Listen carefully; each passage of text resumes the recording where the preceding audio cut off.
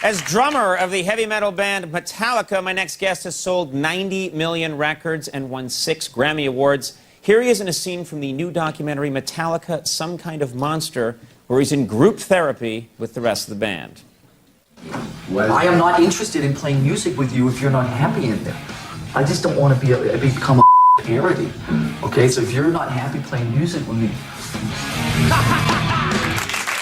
Please welcome Lars Ulrich.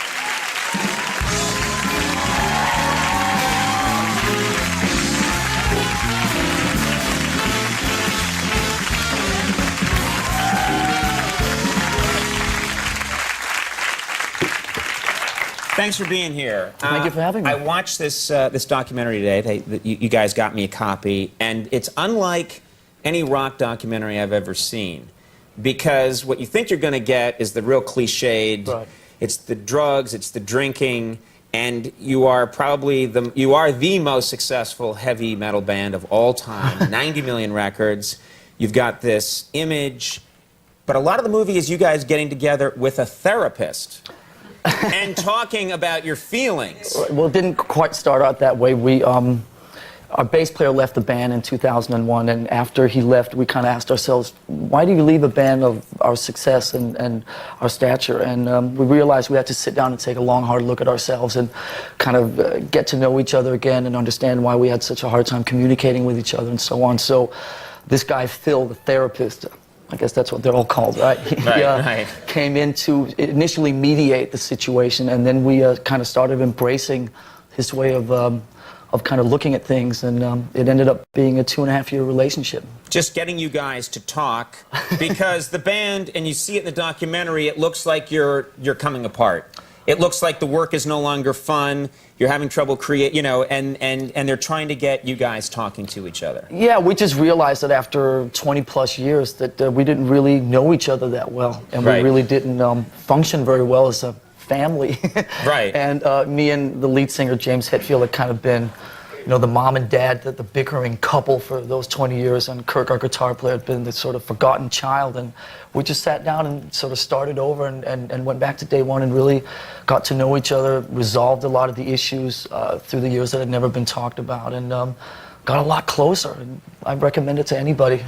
Yeah, but here's the... Now, let's get to the problem now. Hardcore Metallica fans go to see this film. Are you a little worried that they're going to see their heroes, their gods, getting together in a room and going, I relate to what you're saying, man, and I feel closer to you now? Are they just going to... are they going to reject it? I'm proud. I'm proud that we had the guts to stick with this, and in some way, you know, Metallica... And the relationship we've had with our fans through the years, I think, has always been based on accessibility. They've always felt very close to us because we've always sort of been as open as possible. And this, to me, is, I think, the next logical step, maybe the last logical step. Right. Maybe it's the final nail in the coffin, I don't know. But it's... Will it affect your music? Will the songs now be called things like, I can relate to what you're saying, or feeling closer to you? I can write a couple of those down. I'll take them back to the boys. I've got some beats for you guys. You want to talk to me, I could help. It didn't affect the music on the St. Anger album. I mean, it's probably our most aggressive, brutal, hardest record that we made in almost a decade. Well, lyrically, it takes it to another level. That's my next question is, clearly, you know, you guys started this band in your teens, in the, you know, early 80s. Late 50s. Yeah, exactly. Metallica had a different sound then, I tell you.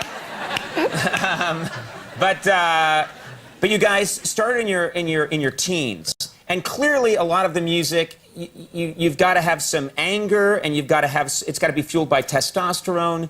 And it was for a long time. Right, it was for a long time. Now you guys are, I'm guessing, in your early 40s. You can see in the documentary. Early 40s. Early 40s, yes, that's what I said. 40s. Early 40s, late 20s, early 40s. But you guys, and you can see in the documentary, you have loving families, you have really cute kids. Where do you find what you need to make Metallica music now?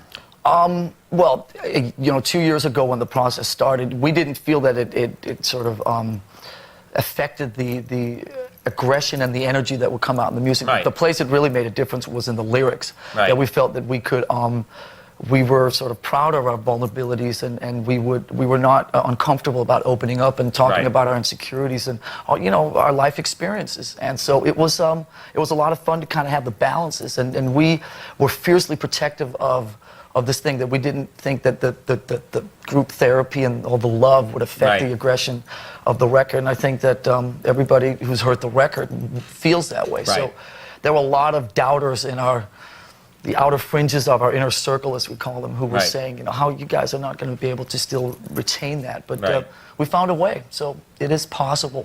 There's a very compelling moment in the movie I want to ask you about, where you play a track for your dad, who you're obviously very close to, who, by the way, has one of the coolest Father Time beards I've ever seen. And you play a track for your dad, and you ask him his opinion, and he says, "I would delete it if I were you." And first of all, that's got to be a tough moment. What does that say about your relationship with your dad? We've had a great relationship. I grew up in Copenhagen, Denmark, which was like the hotbed of jazz music in the 50s and 60s, and he was very involved in the jazz scene at the time.